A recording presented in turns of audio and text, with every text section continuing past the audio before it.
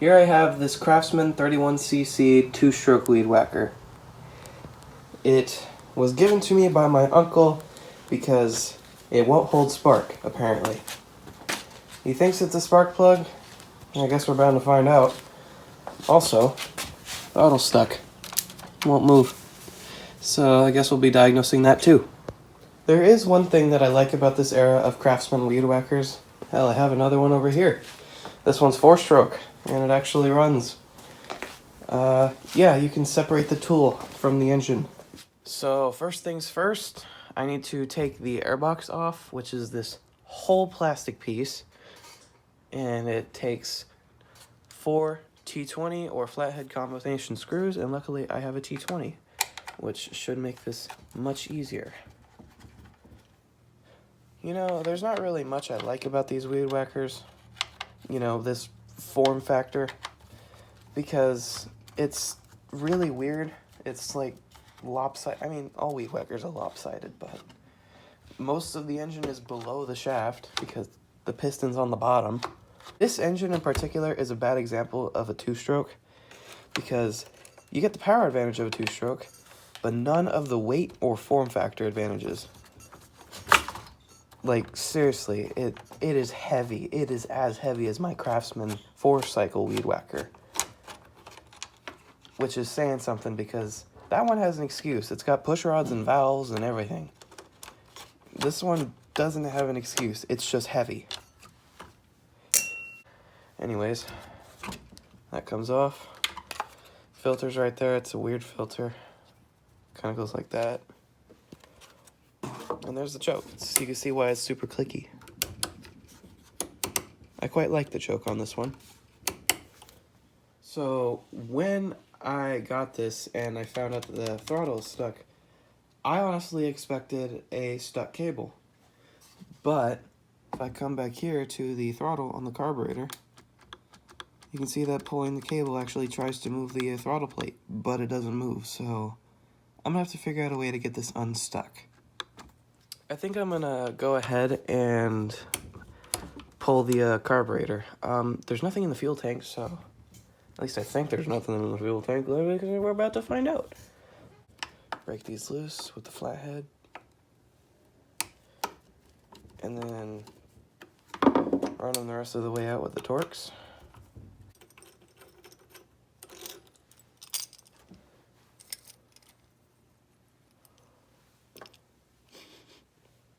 Yeah, that smells like varnish. I guess she's been sitting for a little bit.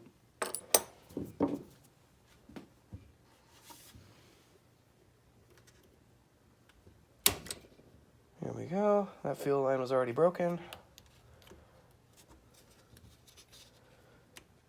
Take this dry line off. It's very dry.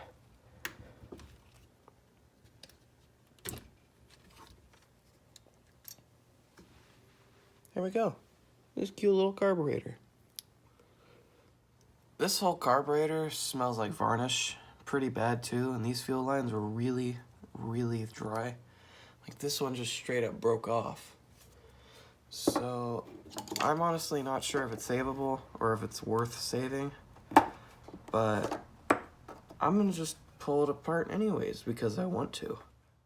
I'm gonna save you 4 minutes worth of footage, and I'm gonna tell you that this didn't work. All the gaskets and diaphragms inside were so dried out that they cracked at my mere ugliness. So I ordered a new carburetor, and that came with fuel lines, fuel filters, primer bulbs, and a spark plug, which I didn't end up using, but it was a good deal for 25 bucks, you know.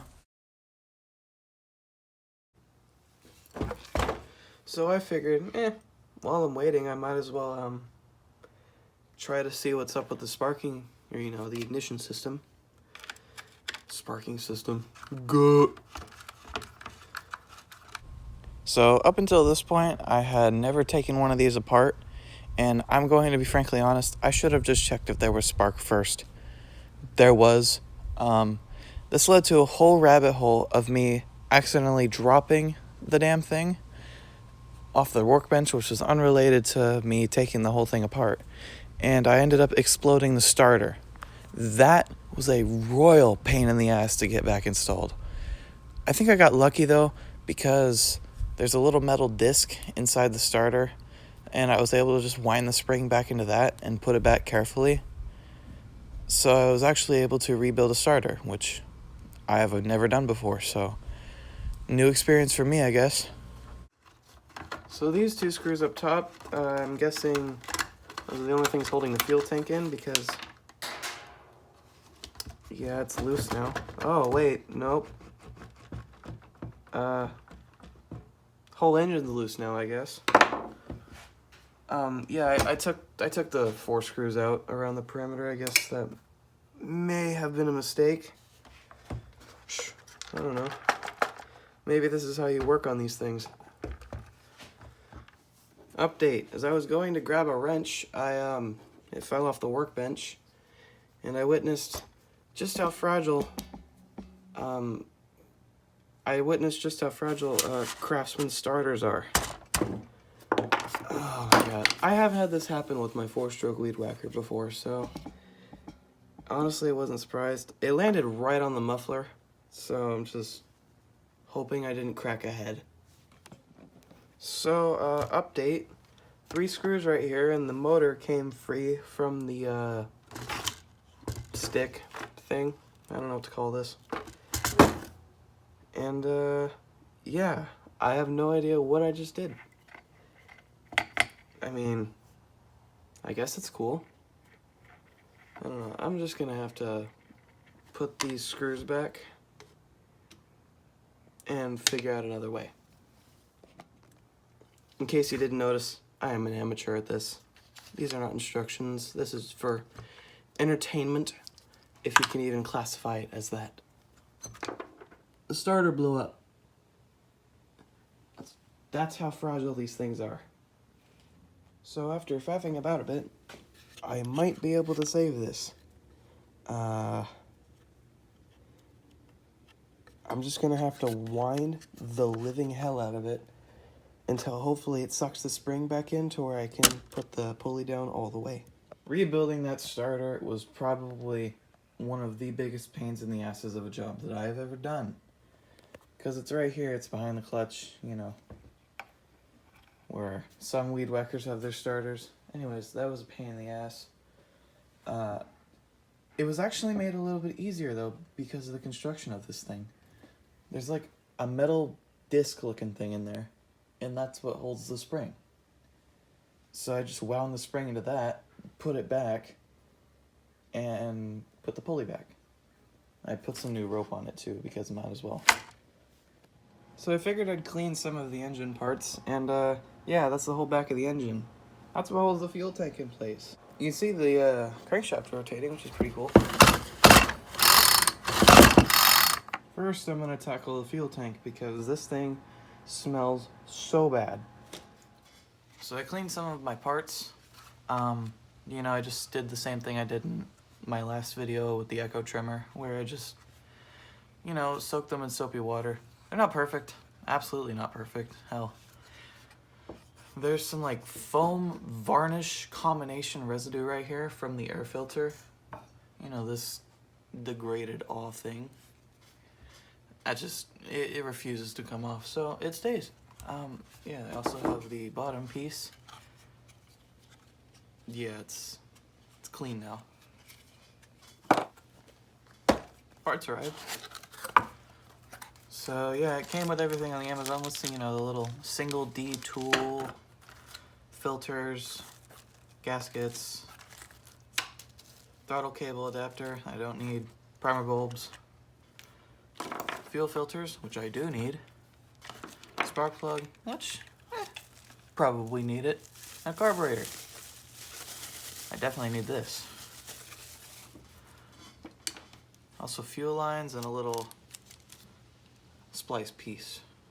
Keep the fuel line in the tank. So one thing I'm gonna do is I'm gonna turn these screws clockwise until they stop. This is to get a rough guess as to what I need to do for tuning on the new carburetor. So yeah, I'll just turn them clockwise until they stop. Alright, call that 1 5/8. Alright, now for this one. Ooh, that's crunchy. That's also about 1 5/8. Interesting. Now to add these settings to the new carburetor. Now these may be completely off. Who knows? We're gonna find out. Alright. Now if those settings were correct previously, then it'll be good to go. First thing I'm gonna do is I'm going to install this bottom piston protector because it needs it, because the spark plug's on the bottom. I still don't know why anybody thought that this was a good design.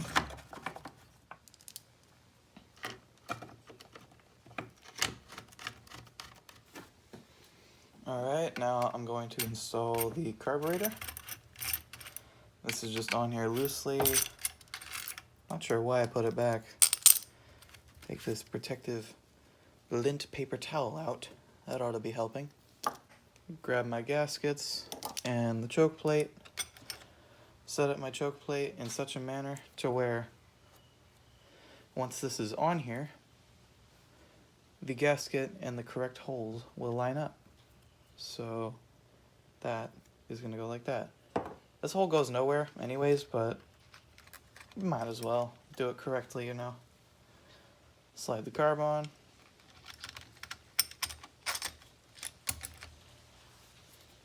And put the gasket with the correct hole. So there's that hole right there. So I'm going to put the gasket on like that. And then take this whole sandwich and stick it on the engine. Now screw it in place. Do keep in mind that this is not instructions. It does sound like it, but it's not. Alright. I think that's good. Huh, found some pasta. I know they make multicolored pasta, but like, I didn't know they made it in only this color. Something tells me that's not pasta. Wait a minute. Oh. That's a fuel line. Now it's time to address the elbow macaroni that is the old fuel lines. Here, I just tore that off for you. Anyways, first I gotta start by removing this old primer bulb because, well, it ain't doing no good when it's wide open like this. There we go. As you can see, the fuel lines just broke off. They didn't even bother sliding out. First, I'm going to install the return line into the back of the tank. I'm just going to cut an angle into this so that way I can slide it through the plastic easier. You don't have to do it this way, but I'm doing it this way because I want to. Just makes it a little easier, you know. Just grab it from the back. You can use some pliers if you need to. Now this is going into the back of the primer bulb, so I should trim it to length, aka cut off this piece now and pull it through here. This will just make it easier to install. Then I'm going to trim this to length and pop it on the carburetor. Alright, now I'm going to push some of this fuel line through the tank. Doesn't need to be that much, but needs to be enough to be able to connect that splice piece that came with this. I figured grabbing this fuel line from inside the tank would be a good job for my around the corner needle nose. It appears the fuel line that they gave me is too big for this purpose. Luckily I have some other fuel line. So I found this fuel line. It appears internal diameter is a bit larger, but it will work. So now I just need to do the same thing, cut the angle into it, and pop it in the tank. Grab it with my weird needle nose. Oh, I pulled some through. Finally. I'm gonna have to cut like probably about a minute of footage out of me just struggling to get this fuel line through. Honestly, this is really tight in here. It probably doesn't even need the splice, but it came with one, so I'm going to use it.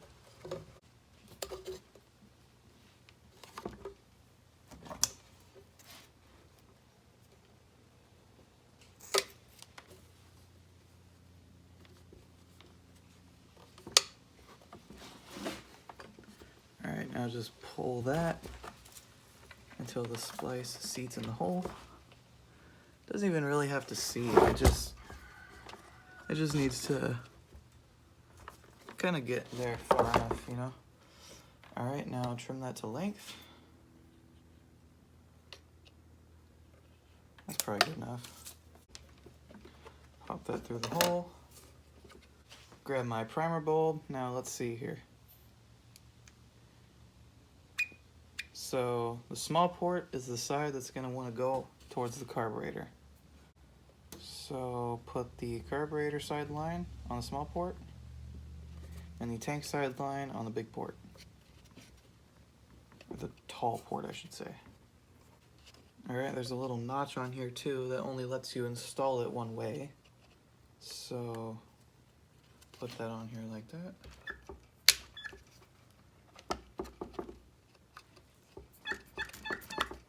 Alright, primer's installed. Now for the other line. Cut an angle into it and feed it through the tank.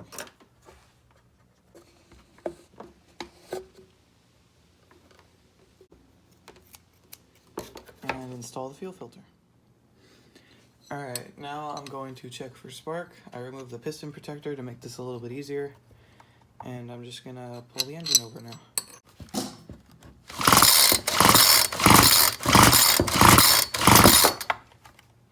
It appears to have spark.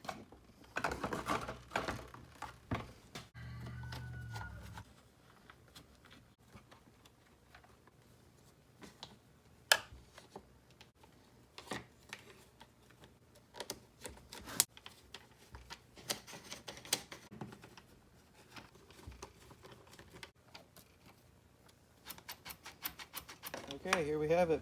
Time to see if it'll start. I did end up having to fix a fuel leak because that black fuel line that was shipped was way too big of an inner diameter. So it basically just slipped off the bottom barb and leaked fuel everywhere. Okay, time to see if it'll start. I've got my tuning screwdriver right here.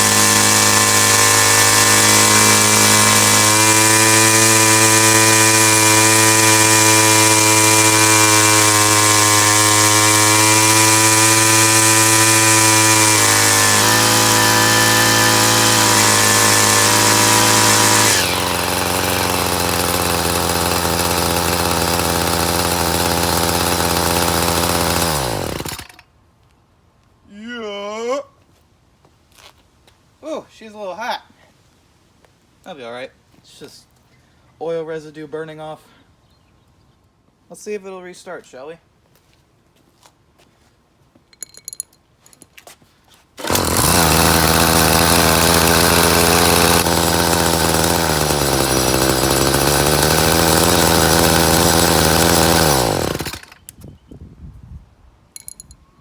So it appears that the throttle isn't returning all the way. There might be something up with the